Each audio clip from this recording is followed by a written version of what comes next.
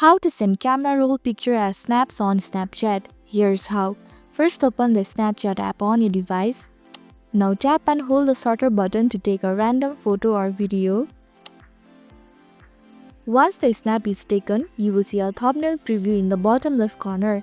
Click on the plus icon beside it and select the photos icon at the right side of your screen, which will open your gallery. Browse and select the photo or video you want to upload. Tap the check mark to confirm your selection. Then select the previous video at the bottom left and hit the trash icon. Select delete to remove it. This leaves only your important camera roll photo on the screen. Furthermore, click on the preview. Now that your imported video is on the screen, you can edit it like a regular snap. Lastly, hit send and send it to your friend. Your uploaded photo or video will appear just like a regular snap. That's it. This is how to send camera roll picture as snaps on Snapchat.